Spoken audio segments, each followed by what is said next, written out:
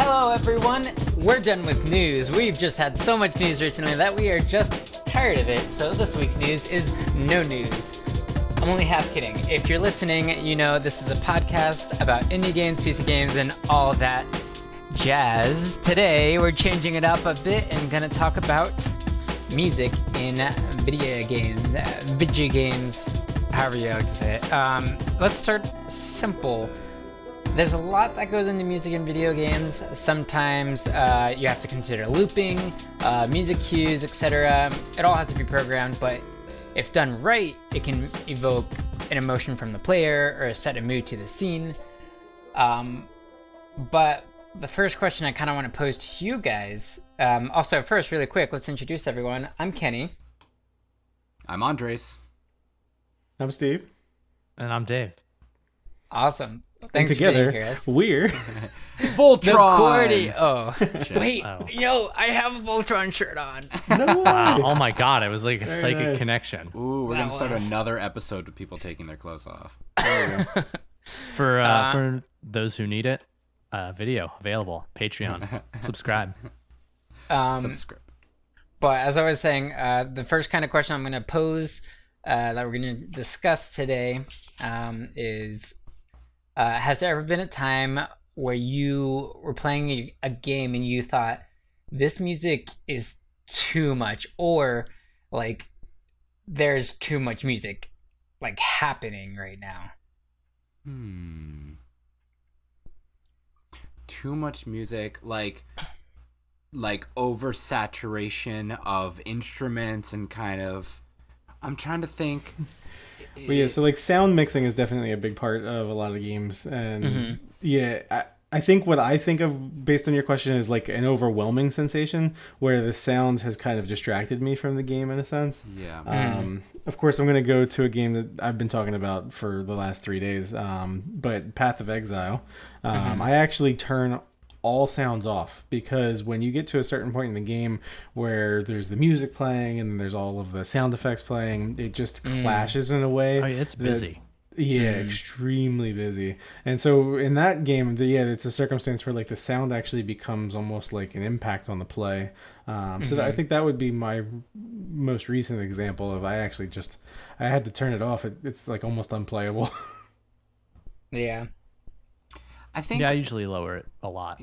Yeah, I've been playing a lot of indie games recently that I just download from like itch, and they always come in really hot. So I tend to be like playing games sort of low these days. I'm trying to think of one that was just distracting. I know that Dave recently mentioned a game where the soundtrack just kept looping, and it was getting kind of annoying. Oh yeah. What Yes. was that? Okay, so I did go back to it and play. The game's called Neon Abyss, which a phenomenal roguelike game. It's getting a lot of reception.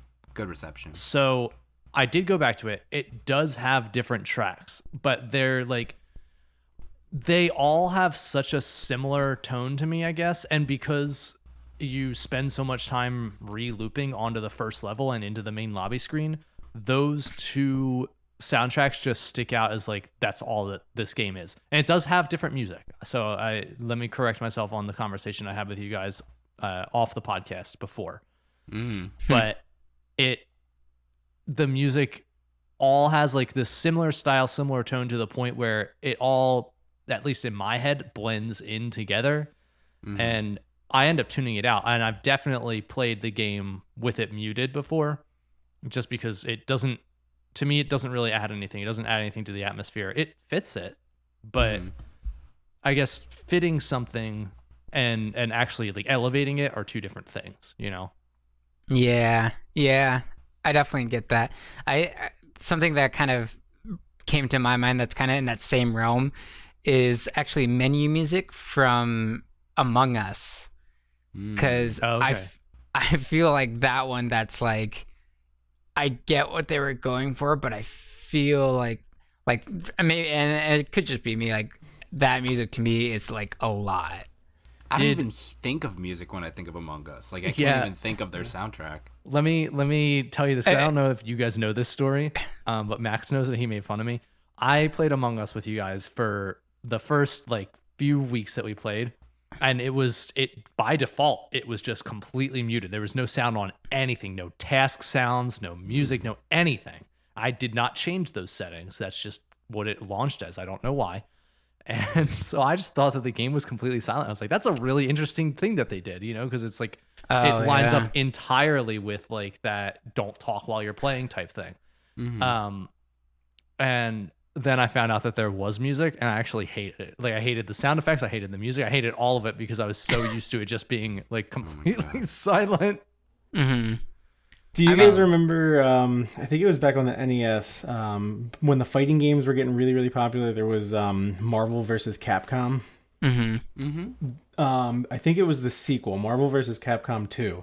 The character select screen had this song where it was just a woman on repeat every 5 seconds saying, "Gonna take you for a ride," and just over and over and over. Yeah. I can think of that. That plays clearly in my head forever. I could 10 years from now I could have never heard it, and if you told me that, I would have been able to reproduce it perfectly.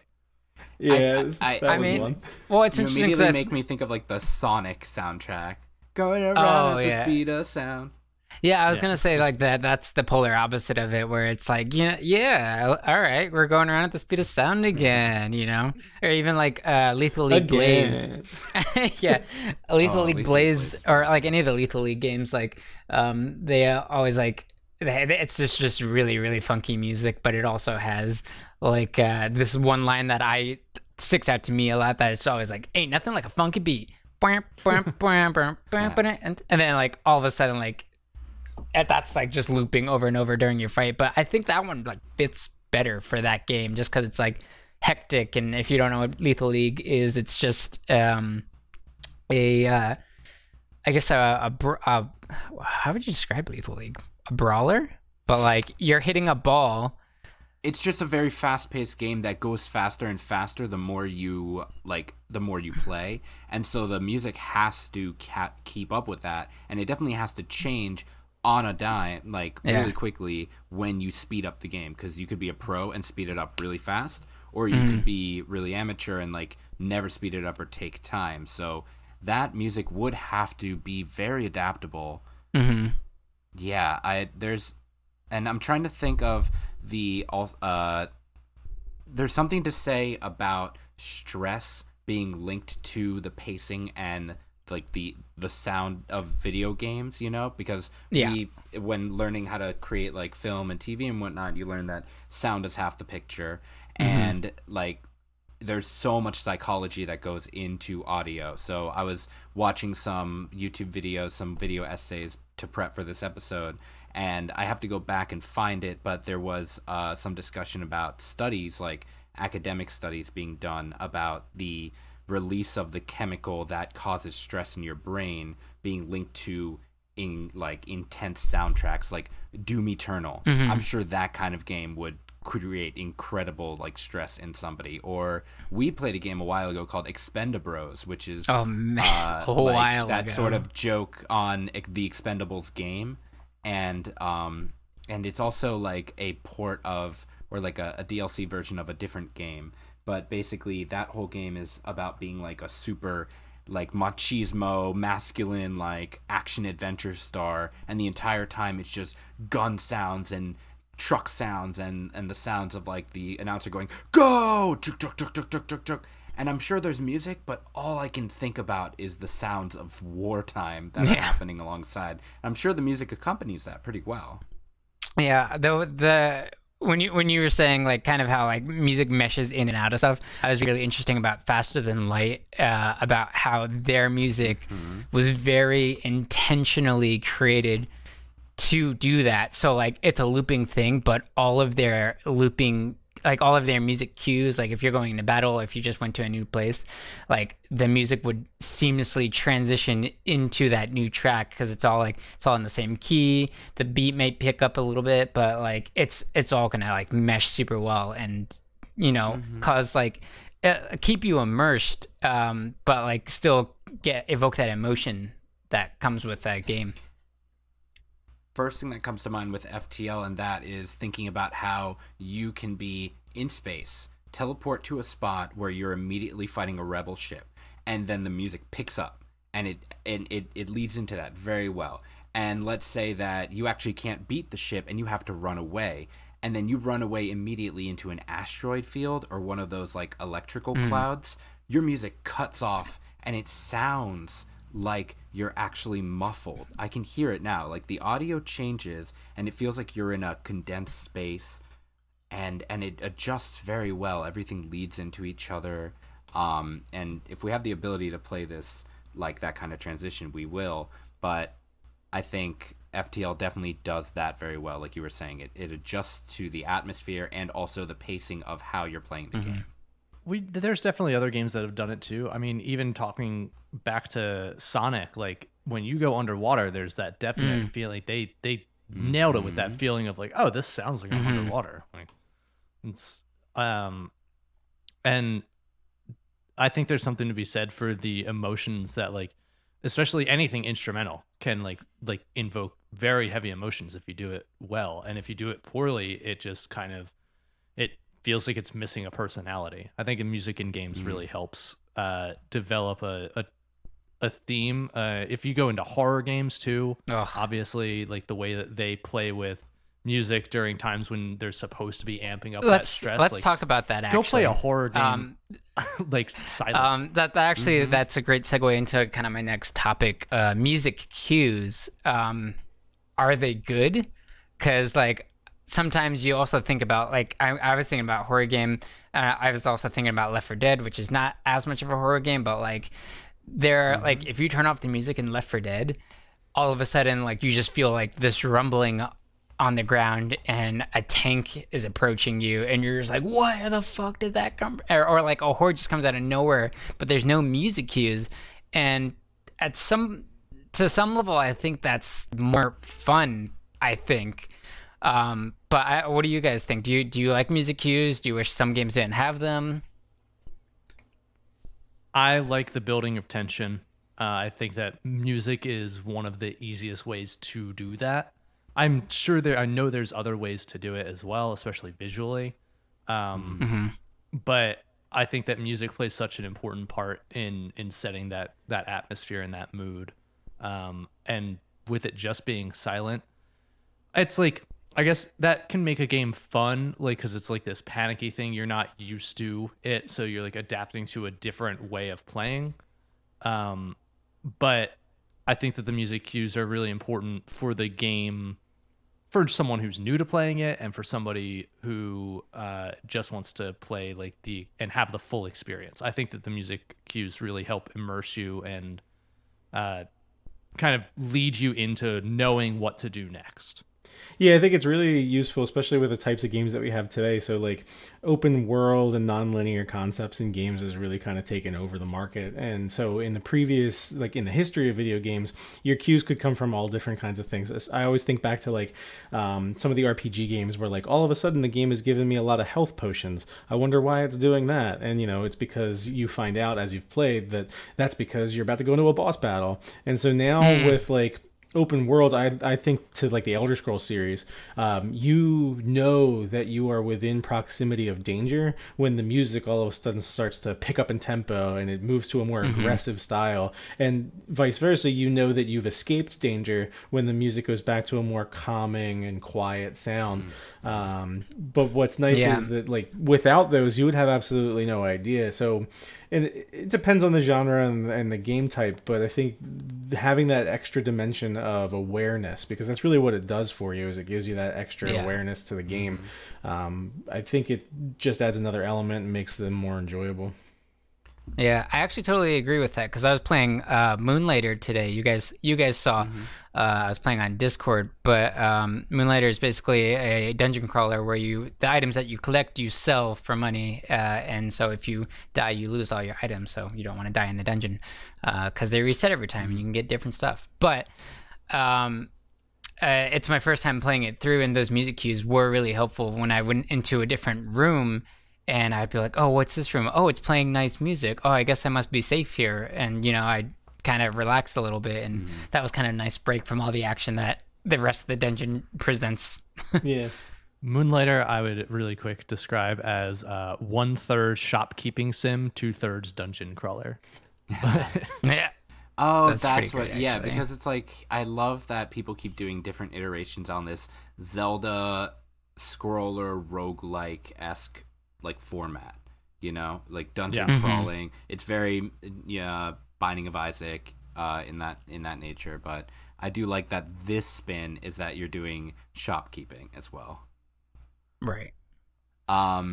So music cues, yeah, I agree with all of you. It definitely has to do with the type of game you're playing, and it has to complement how it has to help you out. You know, it has to like complement the game. Like it has to be making you anticipate something. It's gonna lead you to actually feel like you're about to enter a battle. Or like one example, we've been playing 7 Days to Die, and we know that when the zombies are coming, the music changes, and then when we're done fighting them, like the music for the zombies actually ends, and that helps us know that there's no more zombies like hiding around, and it's like a version of a siren. Yeah, but that's like a really simple one too. That's been really interesting too, because when we were playing Andres and Dave, we like all split up, like myself and Cam split off into a faction that were separate than Andres and Dave. And when the zombie horde came, we everyone had zombies for a while, and then for us they stopped, and it was just this really red sky but like really peaceful music playing, and it was very, very confusing. But I was like, well, I guess there are no zombies coming because the music's nice. Exactly. And music cues. I think that one, the only thing I would say with the music cues in 7 Days is I like that it alerts you to the fact that there are zombies coming, but it doesn't prepare you at all. No. Like you can be like, oh, it's like, we're gonna get fucked. Great.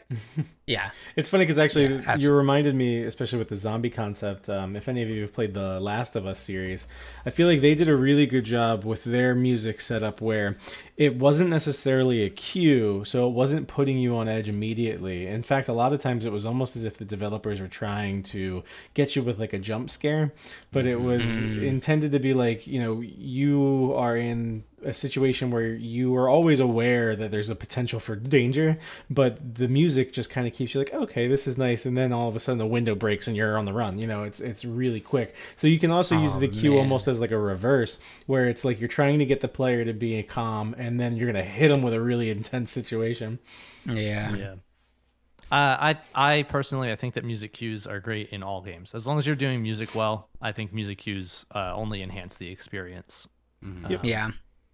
So moving into the next question then, now that we've talked about how much we like music in games, at what point do you actually turn off music in your game to listen to your own music? If the music in the game is not appealing to me, is pretty much my only answer. Path of Exile is one of them, where I'd much rather just throw on my own soundtrack of music and be like, I could just like, grind through this while listening to, I don't know, some indie pop bullshit. So what is it about Path of Exile that makes you not enjoy it? As Steven said earlier, it's just very busy. Once you get all of the abilities that you're firing off, if you're playing with friends, they're firing off abilities. All of those have different noises and sound effects. The enemies have sound effects. Then you've got music on top of that, and it's just like all of that piling up and piling up and piling up. And then you're also talking to people, and then you're like, that's just, there's too much auditory noise going on, and you just need to pull back from the game's audio and just focus on like who you're playing with. And also, it's like, to me, it's a game that's very easy to turn off to. It's pretty, there's a lot of thought that goes into the skill trees and everything like that, but as far as the basic mechanics of the game go, it's like a mindless point click hack and slash type deal. Yeah, I think it comes down to the genre, definitely. So, like, any of the looters is kind of where, if you're doing a task very repetitively and you're grinding in a game, that's when I find myself willing to put on like a soundtrack and just kind of zone out, because a lot of it's like muscle memory and you know exactly what you're doing. I think it really just comes down to the level of engagement that the game is trying to get you to have. So, like, Path of Exile is extremely engaging, but during the normal tasks that you do day to day, it's very kind of, like you said, mindless. So I think it really just comes down to, at least for me, if it's a game where I'm like sucked in and I can't have any outside interference and I need to actually be like paying attention to what it is that I'm doing, and there's like a story usually involved, then the music stays on. But as soon as there's no story, it's just repetitive task completion, that's when I switch over to just my own soundtrack. That's probably the best way to describe it, is the repetitive task thing, because that's the same thing with Neon Abyss, where it's the same thing over and over. You're gonna play, like, when you die, you're gonna run through the level, try your best to open all the items, get to the boss, beat the boss or die, and then you're gonna restart the whole thing again. The exclusion to that is Hades, which I know a lot of us have been enjoying. Yeah. I think that's one of the few games of the style where it's like a roguelike, and in a sense it almost has like a looter quality to it. I actually enjoy the music in that enough that I have not switched it off yet. But we'll see. I mean, I see many more runs in my future. So I think there's a reason for that, and I'll let Kenny talk, but I have a feeling we'll come back to Hades. Yeah, well, I was actually going to talk about another game by the same company called Transistor. Same composer. Same composer, yeah. Yeah, all throughout Supergiant's games. Oh, really? That's awesome. And no, that makes sense. Yeah, no. What I love about Transistor, I was telling Steven this a little earlier, is the fact that there's like a button you can press. Like the whole story is like based around this kind of like, it's been a while since I've played, so I want to say like this like uprising or like coup that kind of happened within their government, and you're a singer who lost your voice, but you were like very outspoken originally about like the things that the government was doing wrong and stuff. But they took your voice and then they killed your lover and put him in a sword and shit happens. But anyways, there's a button you can press where like you can hear the music playing in the background, but if you press this button, your character, your singer, will hum along to the tune. And I love how immersive that is. Like there were so many times that I just stopped and like sat there and just listened to the music in the game and just enjoyed it, and it was just really, really nice. And it's like that game doesn't give you like high stress with its music. It's very even Hades, like nothing feels so anxiety driven. It actually kind of like complements the aesthetic, which is really smooth and really like fun to watch. So it doesn't push you away at all. And I think there's a lot of games that have music that specifically try to comfort you or create this atmosphere of comfort. And I was gonna say there's like definitely a difference between the games that are like that play the music that say like you're gonna die versus like you can do this, keep going, great job. But also like your point on the main character being a singer and losing her voice, that plays like they do not forget that when they composed it, and they do not forget that when they think about, because we're only talking about music. We could have a whole episode about audio separate from music and Foley art and the way that people create an atmosphere in video games, specifically through like how characters walk and how they speak. Like an Animal Crossing character doesn't have a human's intonations. They have wait, which is like musical. And and like I just one other AAA game I'll mention that could have does have whole video essays written about it on the music is Mario. What's the new one on the Switch? Odyssey. Mario. Mario Odyssey actually uses, and I think the newest Paper Mario. Mario Odyssey actually changes the music depending on, or like when you walk, everything you do actually has a beat to it, and it goes along with the music. So if you are walking and then jump on a Yoshi and then triple jump onto a building and then go through a power line, every single thing you do has a beat to it, and it'll actually go along with the beat of the music playing behind it. Don't even get us started about Crypt of the Necrodancer. I was about to say that's a whole game based off. Wasn't even going to bring that up because it's just such low hanging fruit. No, we should bring it up. It's an indie game, Crypt of the Necrodancer. That's you dancing to the beat of the soundtrack, and that's how you fight. That's how you move. Yeah, I'm gonna. Well, that's what was the new shooter that just recently came out? Bullets per minute. Bullets per minute. Yeah. And I've been really wanting to play that. Actually, you shoot to the beat, you reload to the beat, people die to the beat. Like it's the music. You know, it's something that in video games has always been there, but we're really seeing kind of like this transition in a lot of these indie developers to actually incorporate it as a mechanic, and I think that's really cool. Yeah, and there have been games that have done it as a mechanic before. One of the ones where I think I first experienced it as a mechanic would probably be Ocarina of Time, because like that's a good point. Literally are taught songs that you then play to do things in the game.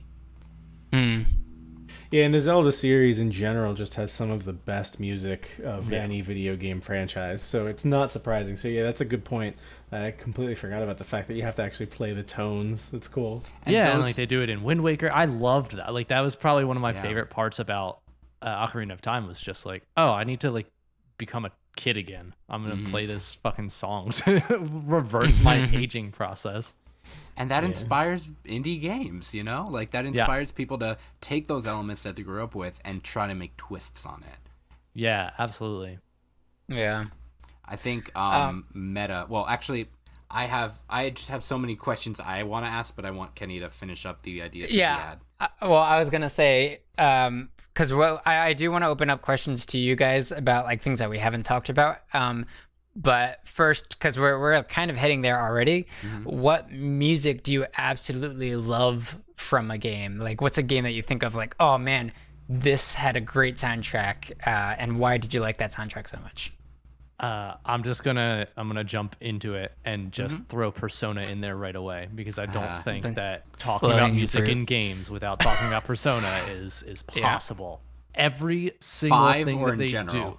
5 is phenomenal, don't get me wrong, but like in general, Persona's just always, they hit the nail on the fucking head every time. Like you get into that combat and you're just so amped because that music just powers you through it. And then like when you're just like chilling and, you know, hanging out with your friends and trying to build relationships, it also like just totally shifts the music to this like, yeah, you know, you just walking around Japan, man. Just do it. Just chilling around Japan. Right. So good. I could really do a whole. We literally listened to the whole soundtrack in Discord one night. The whole thing.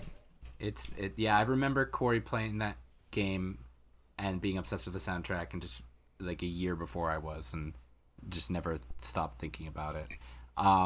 I'm trying to think of another video game, like an indie game that used like a soundtrack that had like a lyrical OST. Gotcha. And well, I think what you mentioned before, the one with the baseball that you hit back and forth and goes faster. Lethal League. Yeah. Lethal League. I think they have. Do they have music with lyrics? Like I said, it would be like a line here or there. Yeah. But it's just not as common. You definitely don't hear that. I mean, I would love to see that more. Yeah, the other thing, I mean, like, but going back to Transistor, that has lyrics with music, or music with lyrics. It does. I was going to say Hades, and Bastion. To loop back into Hades, that game uses music as a storytelling element like so few other games I've played has. Like, you literally are going through it. They're like, if you just sit and listen to the songs that they sing, they're stories. They're like full actual like odes and shit. It's because they're using that bard technique where you know music is the storyteller.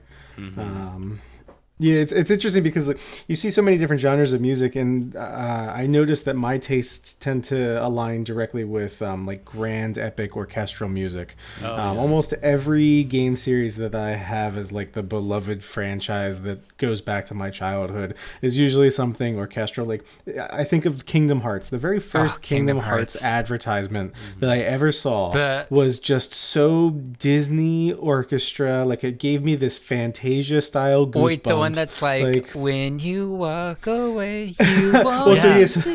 So that's I used to listen to that song. I would throw it on like my burned CDs. Simple and clean, baby. So that was really good too. Yeah, but actually, I think I'm referring to like their the main theme. But yeah, so good point though. So they were able to transition into like having a full album that was like releasable to just listen to day to day. That was really really good. But yeah, anything that's got like the one I always think of is, and I don't know if you guys played it way back in the day, but Medal of Honor was like, for me, the very first shooter game that I had gotten into. And it starts with like this distant, like in the mist trumpet, and it starts to build, and then there's drums, and it becomes super inspirational, and it makes you want to go march to war for your guys. Man, that gave me chills. It was so good. So anything that involves like that whole like grand company kind of feel, I always tend to, if it's in the advertisement, I'm buying the game. Yeah, and AAAs are definitely able to do that a lot more. Yeah, I was gonna say Call of Duty does that. Yeah, exactly. You could just like list them off. Halo immediately comes to mind. Yeah, Skyrim. Like, as just Skyrim. Yeah, Skyrim. All of those AAA games, like the money that they invest in music is so worth it. There's another end to this that I think that we should. Yeah, I think musically it usually is worth it. Yeah. But like I think there's another end to this that we can talk about really quickly, which is non-original soundtracks. So like they're just like they're the only game that's like put that music all together to make a soundtrack, but it's not music that was composed for the game. Look at the Tony Hawk series, or Madden. Yeah. Any of the sports games. Yeah, that's a good point. And that music really has a significance to it because it's just fucking phenomenal. It matches the mood of the game so well, and they have to be taking their time picking out what songs they're deciding to put in there. Especially even when you go into games. Grand Theft Auto, like they have all those different radio stations so that you could play the game how you want to play it with listening to the music you want to listen to. And they have the commercials in between songs, which is a whole other thing. Immersion. That's just, like it's literal. That's my immersion. The interesting thing is that indie games can't afford that. They can't afford the rights to those songs. But you made me think of Rocket League. How the hell does Rocket League have such good music? I thought... money. And it's had good music from the beginning, right? Well, I think some of the music at the beginning, a lot of them were like, I guess, royalty free or something. Yeah. And actually, I think now they have like partnerships with like lesser known bands that actually get their music out there through the game because of how popular it's gotten. But I think a lot of it was like royalty free. Right. Yeah. So there's probably a lot of conversation happening on the back end there because Rocket League needs epic sports music just like sports video games do, but they can't obviously afford the same kind of rights that a Madden game can.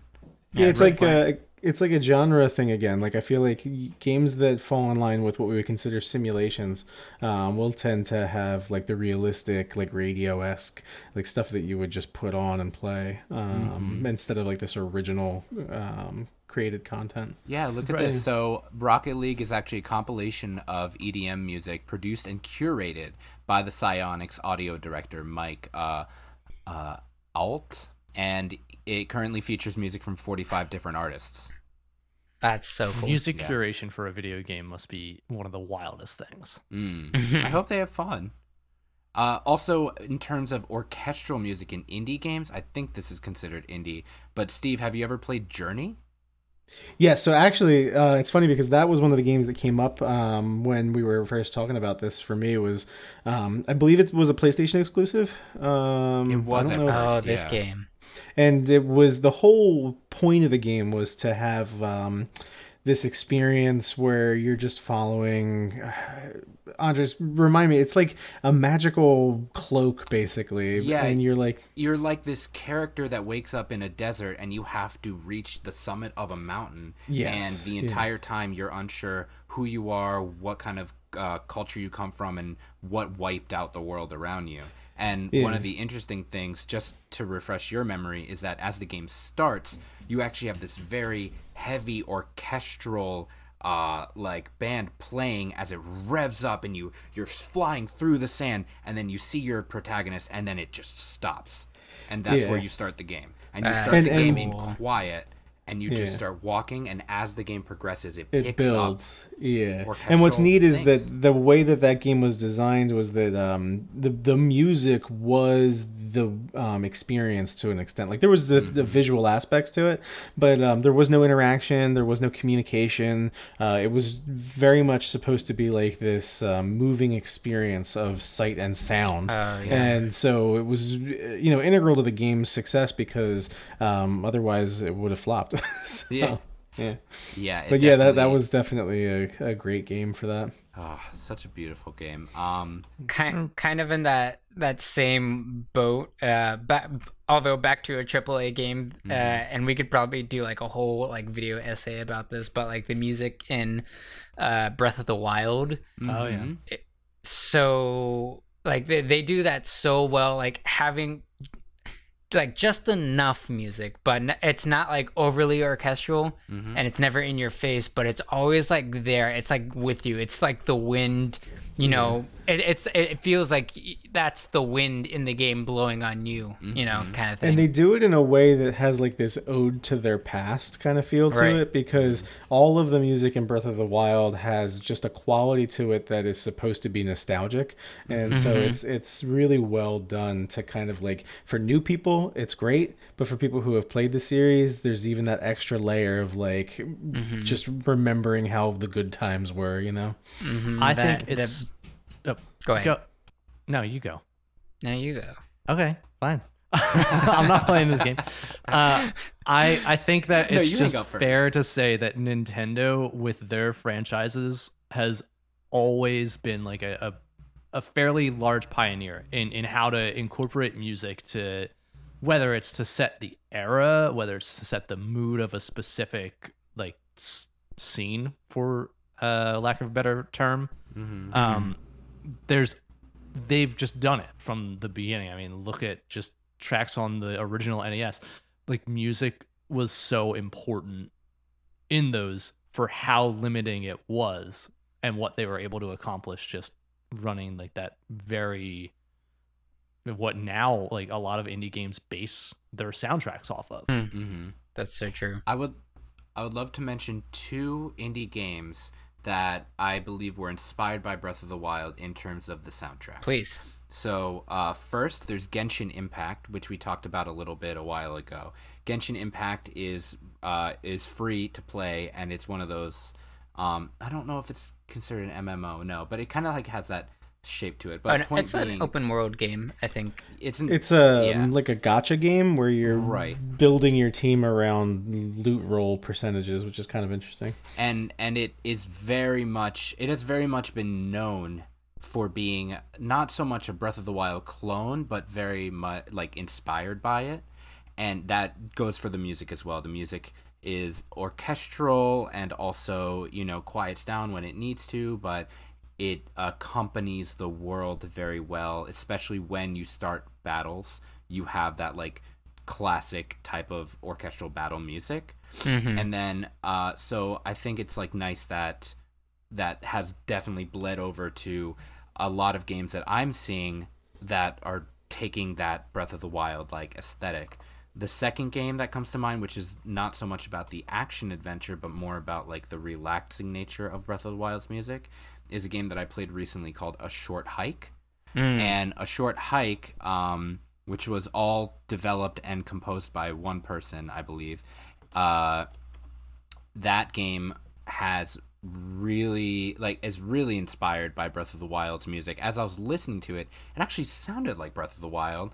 And as I was researching into it, it sounds like the the way that they developed like the Foley art of like the footsteps and just the sound of nature, that was apparently inspired by Breath of the Wild. You can climb rocks with stamina just like you can in that game. So a short hike is all about creating this comforting experience while you're trying to take a hike in the mountains.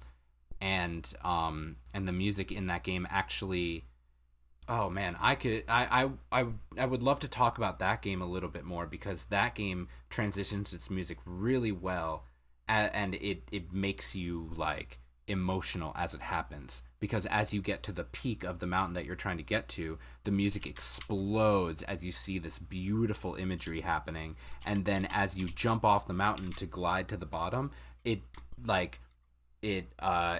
turns into this much more exhilarating, fun song that you haven't heard the entire time. And as you're climbing the mountain, or depending on what you're doing, it really is creating this like atmosphere of adventure and excitement for your character. Like if I'm riding the boat, the music speeds up, but only after I hit max speed. So it's like a cue depending on what I'm doing. Yeah. I like there's games that have like music as like a secondary function, and Kenny, you'll know this very well. The Outer Wilds, where I've actually ended up, somebody spoiled it for me. I know, right? But somebody spoiled it for me in a YouTube video, and I had to go back and do it myself, where if you fly out as far as you possibly can fly out and then turn around and use your spoilers. But you can line up, and you can hear all of the music played together, and the fact that like I was able to pick up on it the first time I listened to a single instrument, and I was like, okay, this is definitely gonna like this is gonna combine in some way. But being able to actually finally like hear it as one, song being played across their galaxy was so cool. Yeah, I remember discovering that for the first time too, and it's so satisfying to be like, oh, that's so cool. Yeah. This is a game I haven't played, so I've not gotten this experience. Oh man, Dave, I you got it. Forgot that you have to search for the audio with that one. That is a whole mechanic. Totally, like there's no justification like as far as gameplay is concerned for your requirement to do it. But almost every player who's gone through and heard it, I guarantee you, at some point their objective was, I need to hear the song in full. And your main, like one of the main characters that you're looking for plays a banjo, right? Like you're sort of looking for this like character that is represented by a banjo. Don't they all like end up spoilers, well, but I think, don't go to the end, but oh man, I think this isn't gaming, but I think what has excited me the most in terms of music is stuff like Steven Universe that accompanies an instrument or a type of audio to a character, and when you see those characters on screen, you play that instrument. And when you have two characters fuse or battle, you play the music either harmoniously or attacking each other. And all of that is like, there's a method to it. It really plays into the scene itself, and a lot of people that I tell this to don't actually realize that that's been happening the entire time. Yeah. Well, and what it goes back to is, from a psychology standpoint, there's numerous studies that have shown, and we kind of do this inherently, but like when you're trying to remember something, a lot of times it's easier if you remember a sequence of information through song, and that's kind of like a technique that you can use to try and help yourself identify with a certain structure.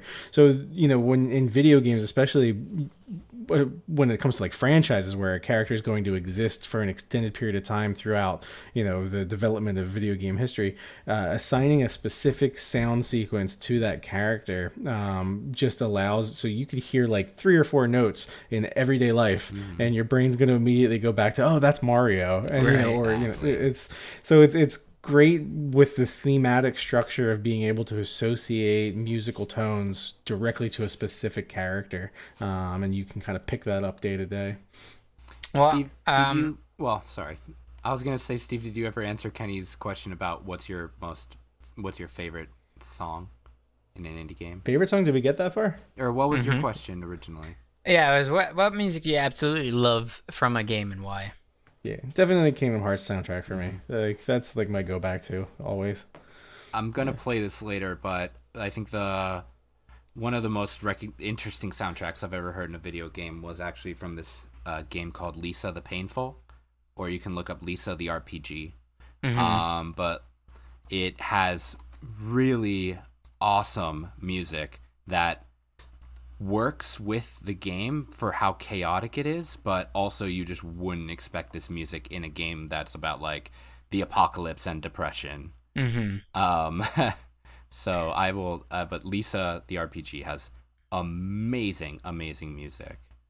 So I also, go on. Sorry, really quick, just wanted to mention another game that we should talk about the music in, because it really plays to the kind of whimsical style that it is, would be Fall Guys. Their sound design is incredible. That's a great point, actually. Fall Guys, yeah, they have a good. That's one of those kind of like Rocket League where they have to have this sports atmosphere, but they can't afford like big sports music. But they did a great job of like capturing that feel with their music. Yeah. Well, it's also because like the physics of the characters being so like wiggly and wobbly, like you really get that like wonkiness out of the music. Yeah, it's energetic. It's whimsical. It really just fits perfectly with the game, and it from the moment that you launch it, you just get it. Like it clicks into the visuals. Yeah. My answer to my question actually kind of leads into my next question, and my last question before I open it up to you guys. Do any of you listen to game music outside of the game? Like, do you like search it on YouTube and listen to it, or on Spotify and have it like in playlists? For me, several that I go back to are the soundtrack from Celeste, the soundtrack from Outer Wilds, soundtrack from Transistor, to name a few. I love the music from all of those games. Yes, I do. Not super often. But that does bring me to something that I didn't even know I was going to mention is Persona's OSTs just got added to Spotify. I'm so stoked about it. Well, there you go. Yeah. That's a good series. Yeah, so I tend to there's two soundtracks that I go back to. So the Skyrim soundtrack I actually use as a studying soundtrack. Nice. There's something about it, and it goes again. This is just because my taste is so into like the orchestral aspect of it. The violins, the pianos. For me, it just seems to be a really good mood, even in like the high tempo situations. Like I can just zone out, but still be able to focus on what it is that I'm working on. So it's really nice. But then as far as just like listening to like something I'll throw on the radio, and I'm not sure if any of you guys have played it because I know it was a PlayStation exclusive, but have you guys heard of Tetris Effect? Tetris Effect? I have heard of it. So if you get an opportunity, I definitely recommend the Tetris Effect soundtrack. So the game is designed so that as you play Tetris, the music is dynamically evolving with you, and your interaction in the game actually affects the song as it's being played. But they have like an actual static, finite soundtrack of the music, and almost every song in that soundtrack is just brilliant for listening to as like a drive, or just when you want to enjoy some music. It's all kind of got like a EDM kind of feel to it, but some of them have like rap sections, and some of them drop down to be really calm and chill. And it's only about an hour long, I think, for the whole soundtrack, but it's really good as just like if you wanted to listen to an album of decent music. And it came from a video game. It was made for the game. So I think it's pretty cool. That's awesome. I really enjoy the Undertale soundtrack. That was all done by the same person. That one has some really fun beats to it, and I've definitely like listened to a compilation of that and some other stuff with friends before. I feel like a lot of these lo-fi chill beats to study/game to tend to sample video game music these days.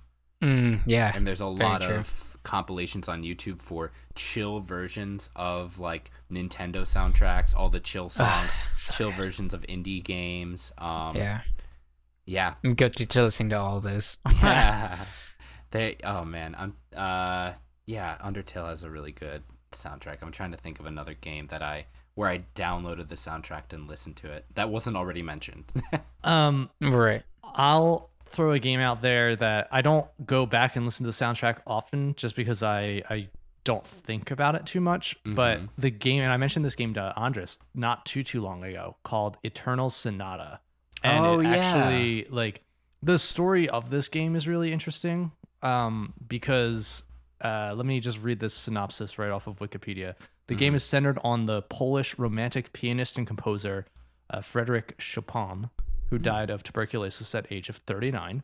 The story envisions a fictional world dreamed by Chopin during his last hours that is influenced by his life and music, in which he himself is a playable character, among others. The battle system centers on musical elements and character unique special attacks. So like it very much centers around music, and it's a classical style music too. It is I mean, it's literally, the game's about a composer. So like music is very integral to everything about it. I loved the game when I played it. I didn't end up finishing it. Very JRPG like game. But it's another one of those where I would absolutely listen to that soundtrack separate of the game itself, because it is all of that nice, you know, relaxing but also intense at times orchestral music. And I'm gonna have to check that one out. Yeah, I mean, it literally has some of the music that he's composed in it. I'm not sure if it's so all cool. music that he's composed it. Some of it might be influenced by it as well. So interestingly, I hadn't thought of this until now, but like when I was younger and playing Age of Empires 3, when it was still like pretty new, for some reason my computer wouldn't play the music from the game.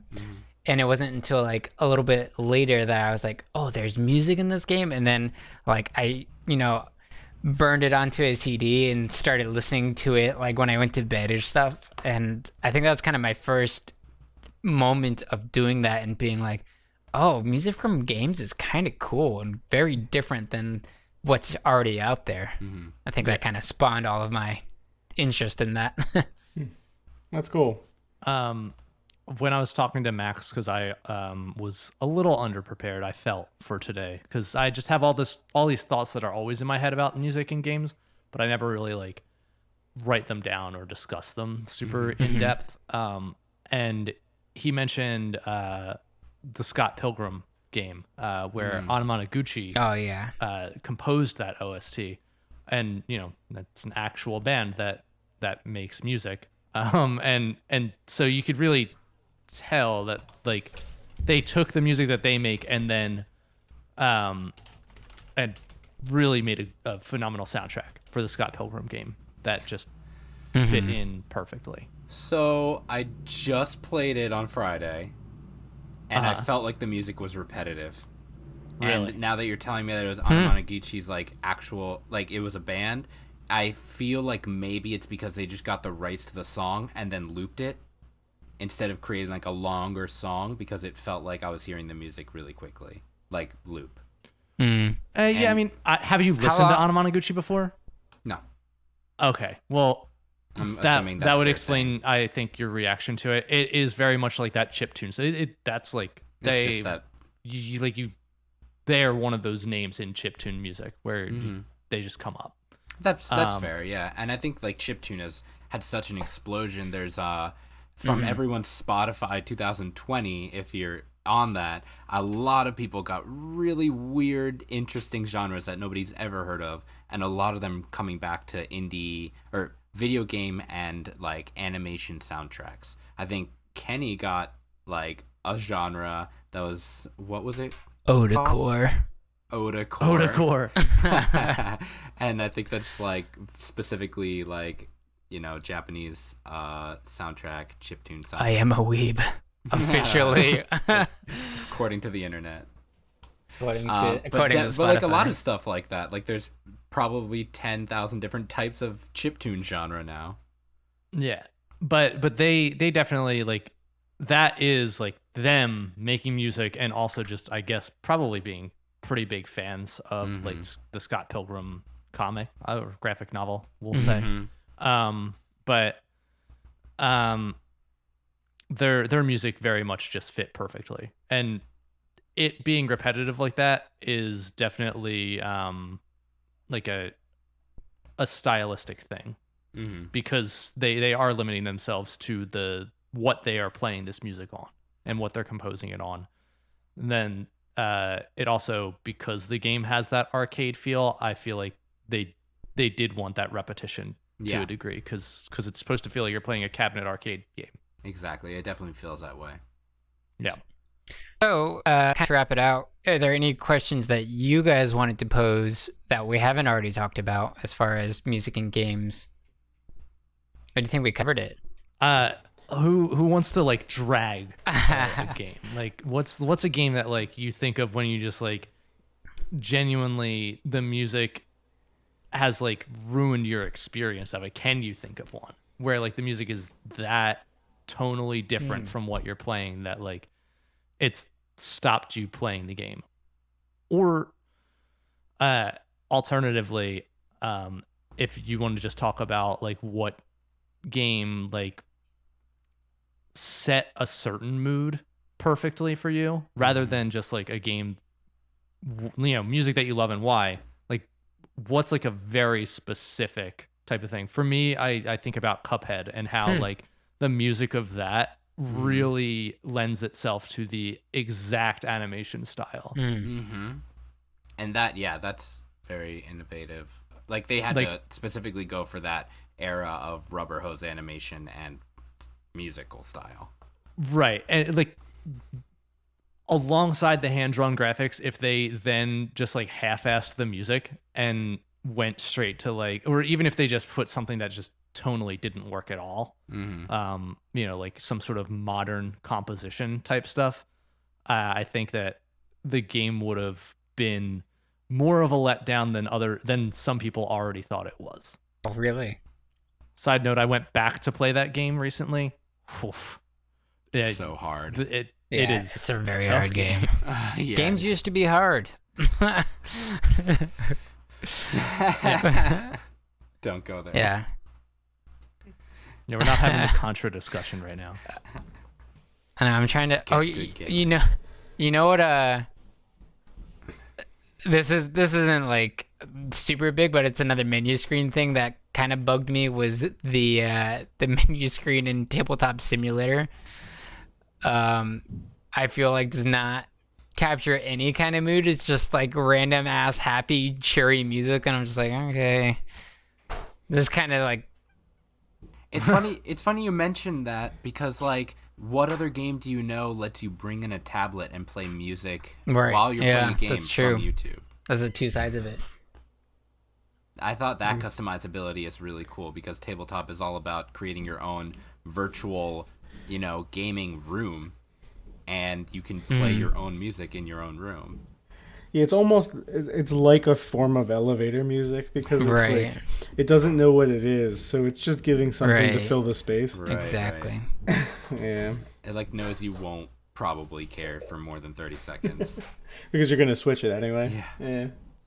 So no games to pull you out of them from like just poor composition or poor anything. I feel like I was just gonna say only like really small games that just didn't have the budget or the time for like better composition. You know, I don't want to drag any really cheap like games that I've played. Like you know, I'm like really low budget and I totally get that. Yeah, like there's some games of that pack of 1,000 that I'm playing through that I was just like, oh please shut up. But like I got 1,000 games for $5, so I can't complain. Right.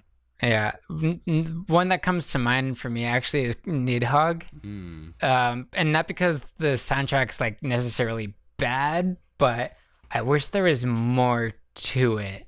Like that's one of those games that I can't help but like. I'm like, okay, it's whatever. Like, there's no like new soundtracks or anything. It's one of those games where, and I'm talking about Nidhogg when I haven't played Nidhogg 2, so maybe they changed that. But that's one of those games that I turn off the music in that, and then like we'll put on my own music because this one just doesn't do anything for me. I don't know if it really even has that much music in the first one, rather than just like ambience. Right. I guess I could probably turn off Duck Games sometimes. Duck Game is another one I do turn off just because it's like, well, for one, the first song that usually That's comes nothing on crazy, is that yeah. really, yeah, and it's usually Duck Game loads really loud, so you'll just hear that. And I'm just like, relax. Yeah, that's true, actually. That's really true. So, yeah, I think Duck Game is definitely a game, like, kind of going back to what Steve said, games that, like, loop a lot, like maybe like Risk of Rain or something like that. I put in the time to love the soundtrack. Okay, I bought the game. Good for you. Like, I'm going to play my own music.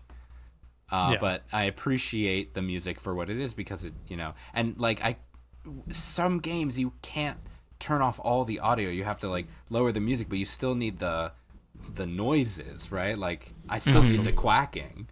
Or yeah, have to have the quacking. Or like games where like where the footsteps are just everything. There's a lot of video games that are really cute.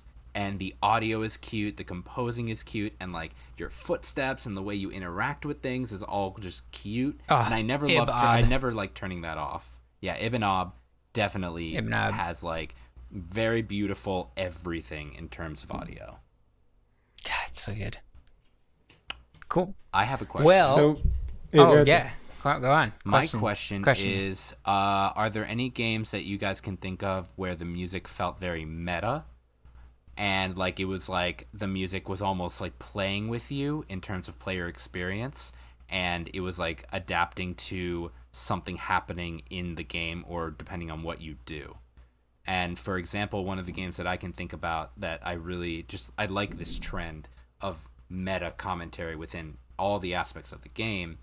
But I've brought this up before. So the game Doki Doki Literature Club, which is disguised as a dating sim and turns into a horror game. A little bit of spoilers. You know that like there is somebody kind of controlling everything, and that's why it turns into a horror game. But Doki Doki does this thing where you find out that the person who is controlling the game is also learning how to play piano. And so when you start fucking with the person who's actually controlling the game, the piano will start like playing off tune here and there, a key, or like all of the piano that is the background music for the game, all of the music that is for the game is like very simple, and it's because it can be played by a beginner learning how to play piano. And there's meta commentary to why the music is the way it is. That's cool. That's super interesting. Yeah. So I don't know if you guys know of any other games that do that kind of thing. But I want to see more of that in gaming for sure.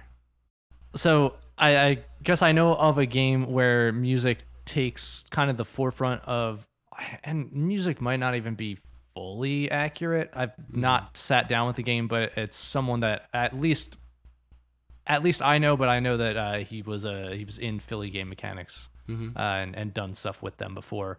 And Greg made the game Wandersong. Oh right, where, yes. Like you literally like your direction that you were pointing was you repeating back various music, Right.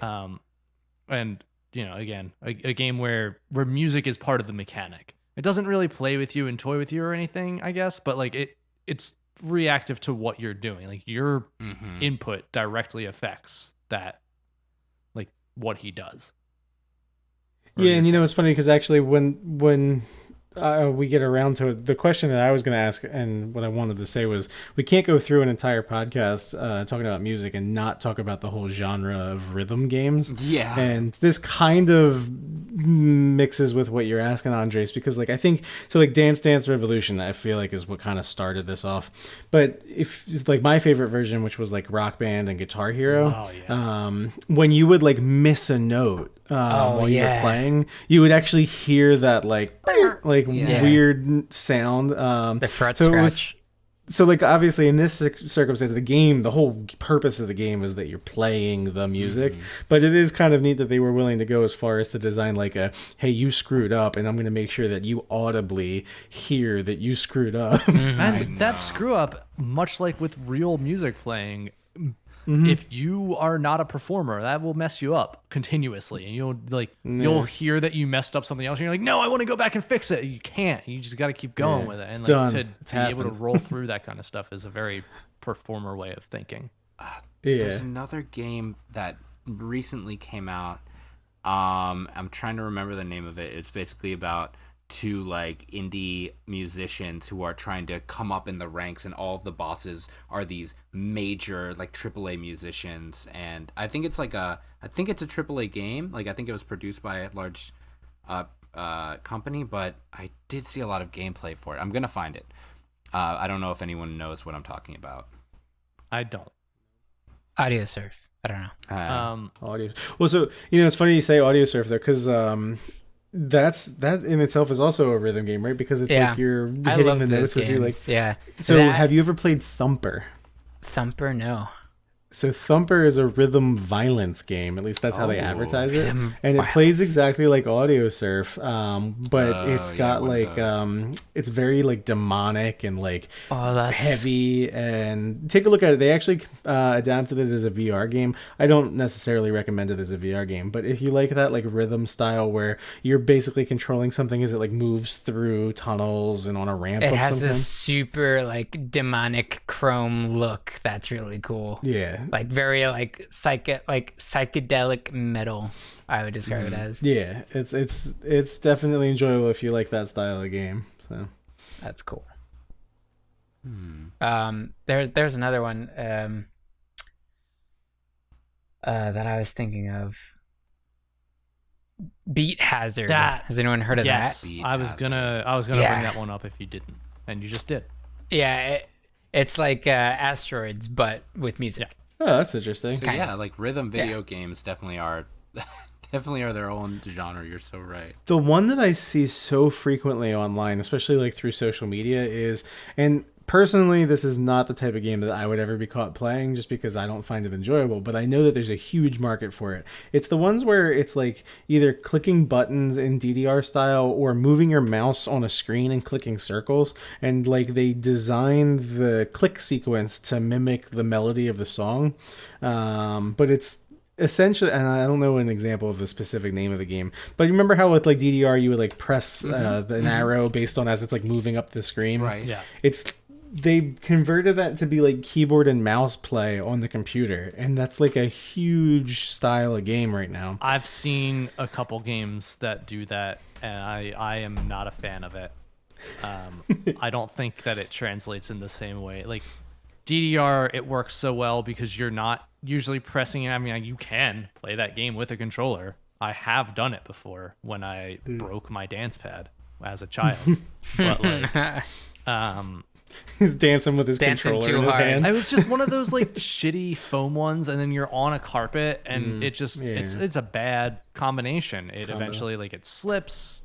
One of the like sensors gets messed up, and it was shoddily made anyway. It's not like it was like the first party one. Not that the first party ones were that great in that time period anyway. But just one of those things where like, oh, we only have one dance pad now. We broke the other one, so you can play it with a controller. And it does not translate. Like pressing left, right, up, right, left. Like just does not do the same thing as the full body experience that DDR is, even though as we're watching this video that's showing on screen is people who just hold the back bar of DDR and exclusively just use their feet. You know, the competitive. I feel like that takes out. I feel like that kind of ruins the whole point of it.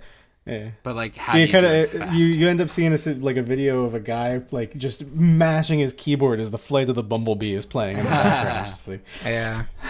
Oh man. Yeah, dang, rhythm games were big too for like such a long game. Like I remember playing like Flash rhythm games, or even like games where you could there was a Flash game that I played called Punk-O-Matic, where you had like guitar riffs that you could just put together however you want and, you know, make your own music through that. And that was really interesting way, really interesting music game that you could do. It looks like Itch even has a whole section in their in itch.io for rhythm games that are all indie. Someone I know has been working on a rhythm game for years and years, and they always go back and like change the way that they've been trying to develop it. And I've always been in their corner because the idea is so good. I don't want to go into super huge detail about it because I wouldn't want the one person that would be willing to take what we're saying and take the idea, make something to do it. But it was like a really good and like games have done similar stuff before. Like what's the game? It was like a fighting game that did it, and like basically you fought to like some very aggressive music. Can't remember it. It was. I'll take a minute, try to look it up. Okay. Yeah, I know like a lot of the fighters like Virtua Fighter and Def Jam Vendetta. Def Jam. Oh, so that's actually specifically about the music. Yeah, like, and that so it was like it was an EA big game, and it was like just a. I played a lot of Def Jam when I was a kid. Def Jam Vendetta specifically with my cousin, and I just remember it just being so cool that you were fighting with these like rappers. And I've seen video essays since about what happened to Def Jam and why it like died, and I think it's because of like what happened to the gaming company that produced them and also the people who were publishing them. EA, I think, probably fucked it up. Oh yeah, definitely. Def Jam. Look at this jam. But like the music was important because only wrestling game I ever cared about. But yeah, and that Def Jam followed that same style of like just over the top stuff that other sports games that I liked, especially for their soundtracks, like NBA Street and stuff like that, where it was just like that not quite mainstream sports type style. So to move NBA. along a little bit. Yeah.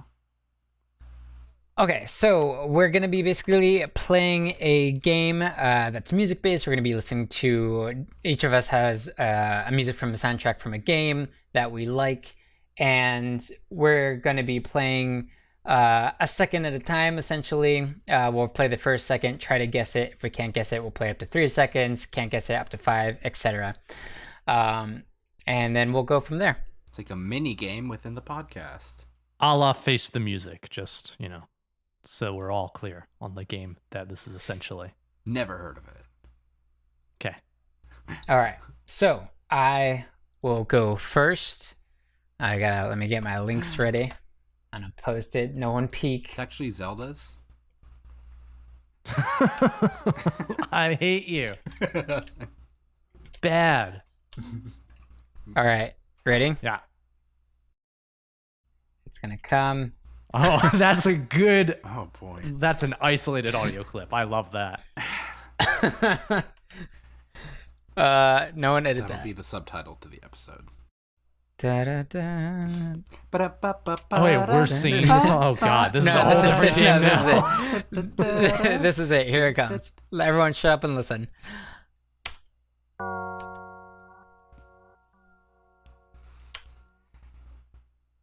You're gonna tell me I don't know what that game is? Celeste. Let's let other people try to guess. I know Andrew definitely knows what that game is. Oh, of course I do. Yeah. I've got no guess. Dave. That's so early for me. Like that's such a short amount of time. I thought Steve was like was joking, not... like, "Oh, I can guess it from a second." I'm like, "Oh, I can guess this." I know exactly what that is. Okay. Not Celeste, but let's keep going.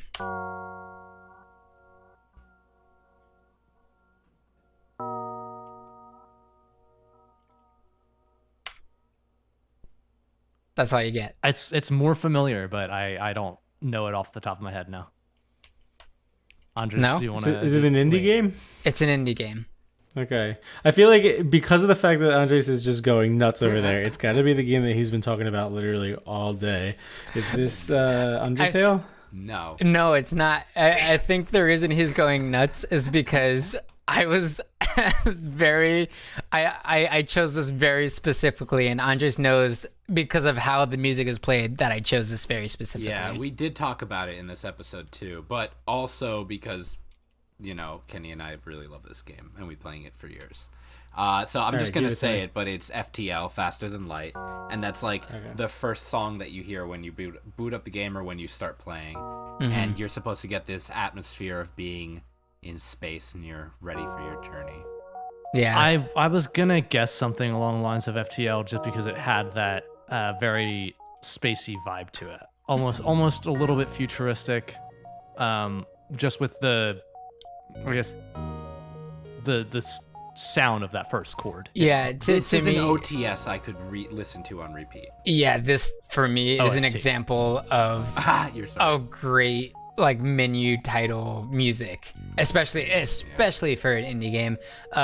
Dude, huge props to Ben Prunty. Purdy?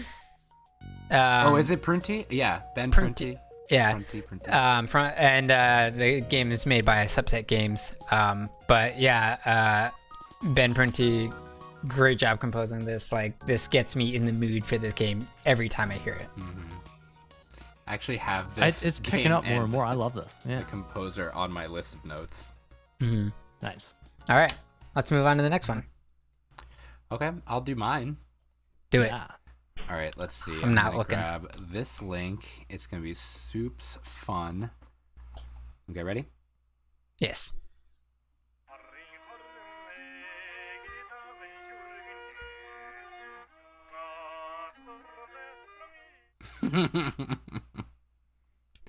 Wow. Huh.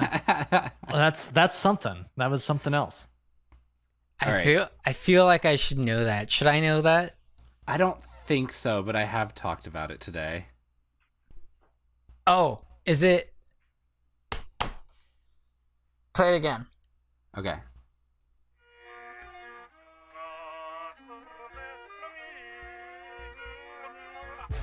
Oh. Whoa. What? Yeah.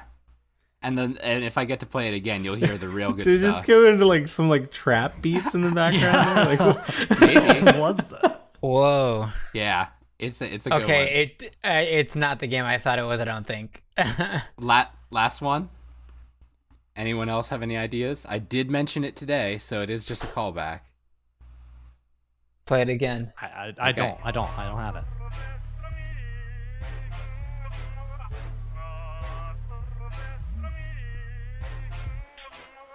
This is fucking cool. This is from Lisa the RPG. I definitely remember hearing this and being like, why the fuck am I hearing this? when we were setting up for today. But yeah, Lisa, this was the audio you heard through my speaker. What was this? This is from Lisa the RPG, Lisa the Painful. This is from Lisa? Yeah. Yo. This song is this whole... The liberal use of air horn. Yeah. I've been sleeping on Lisa. Better. This is cool.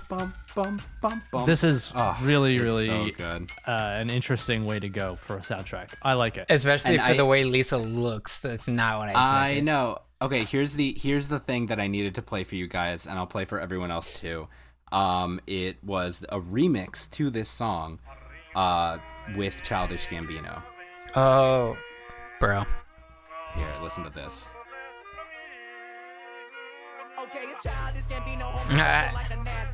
That's really good. That's great.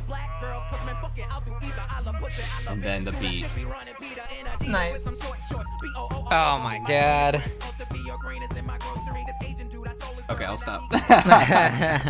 I'm gonna get before we get blasted with copyright stuff.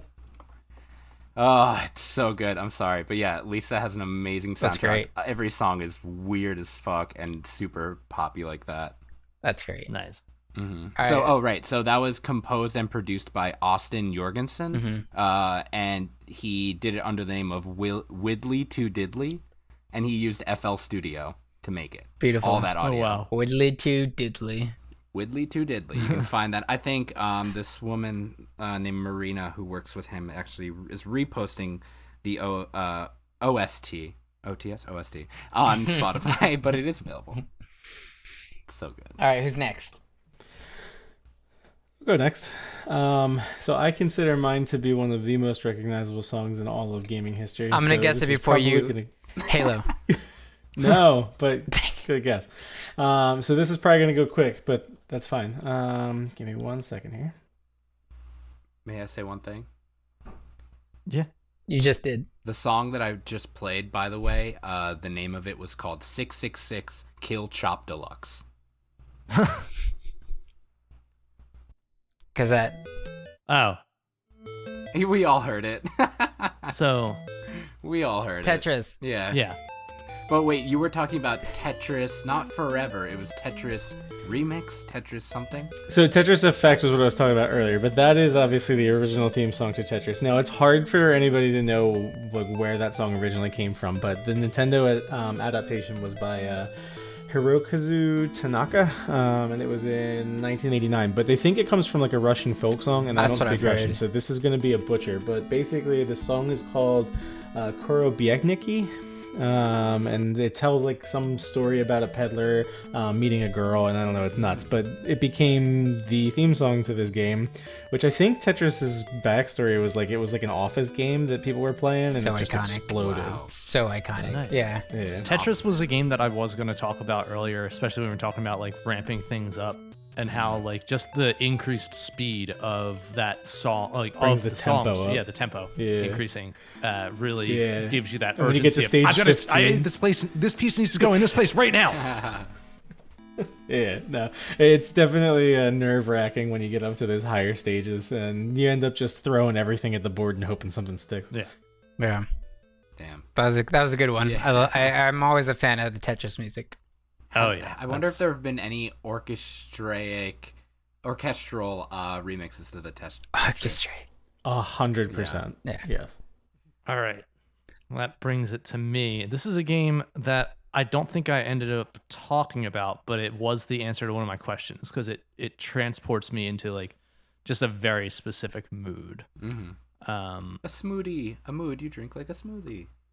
All right. Play it. okay, it's coming. That's all you're getting for the beginning. We got a uke. Heave ho. No. Huh. Let's see. You mentioned the game today. I don't believe that I mentioned it. The reason that I didn't mention it was because I was going to share it here. You know, I didn't know that we were going to do it in a game, but it actually works really well because then I didn't tell you what I was going to play later. Like random ass guess. That's not Chicory, is it? No. Okay. I think it's SpongeBob Battle for Bikini Bottom Watered or whatever. Great No. guess. That Is is it a great indie guess. or AAA? No, this is an indie game. Okay. We should have done this as 20 questions. Shit. Next time. Yeah. All right, ready? Mm-hmm.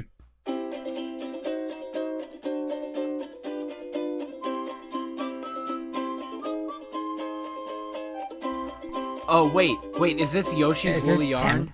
Yoshi's Yarn? No, Woolly Tail? but it's like it's got like that same kind of fun stuff. Definitely. Is it? You said it's. He said it's indie. Oh, you Yeah, did say it's it's an indie. indie game. Sorry. Temtem. No. Though that would Tiny have been a Tim good writes one a to play. song. Tiny. No, but I do want to say that this is That would suck. this is a platformer game. If that helps you, I want to put you on the right track. Ooh. Okay. And it's definitely like cute and bright. I guess like this probably it's probably not fully fair to put this as indie because it's people with like different experience. It was under a different publisher than the developer. But it's also it had people with like definite games experience before being released. Halo. And it no. Oh my. But it it very much transports me back to a specific genre of game that I played as a child a lot. I'll play one more little lengthening part for you.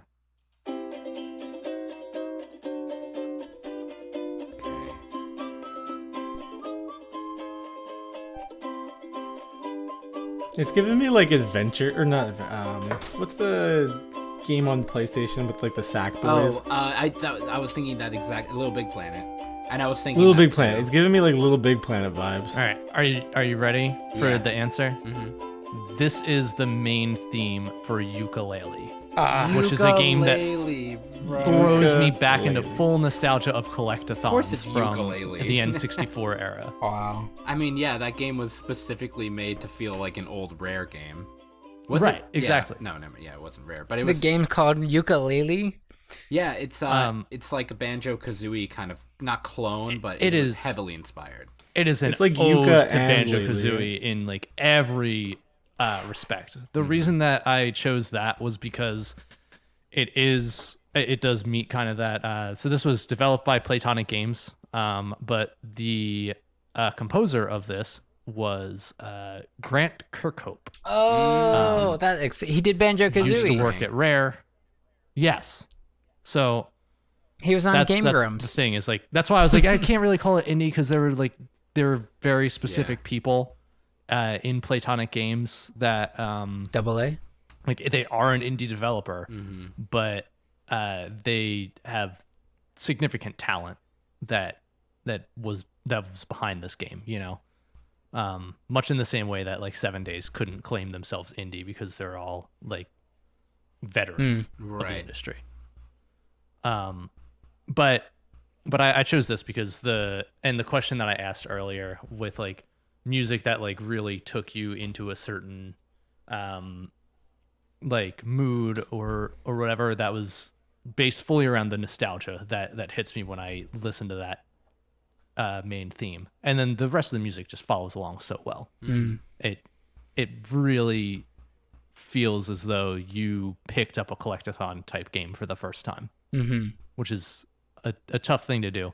I almost went with Hat in Time, but that game just does not hit the same way that the original Ukulele did, bugs and all. Cool. Well, that was fantastic. That was a lot of fun. We're gonna have to. I'd love to do something like that again for sure. Maybe even on a stream or something. We'll workshop it. We'll workshop it. Yeah. But that's all we have for you guys today. Thanks for listening. Really quickly before we go,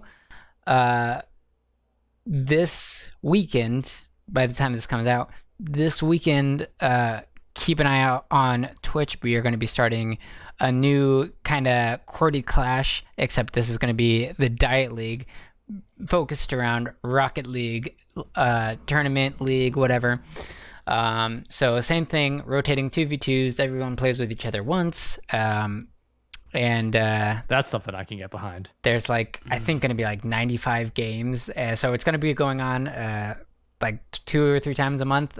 So Saturdays, Mondays, and Thursdays is the prime time spot. So if you have Rocket League, you can actually hop in and play with us and see how you stack up compared to our competition. So keep an eye out for that. Yep, and talking about interactions with the QWERTY group, keep an eye on the Tech Cafe. Yes. Talk about music a lot today.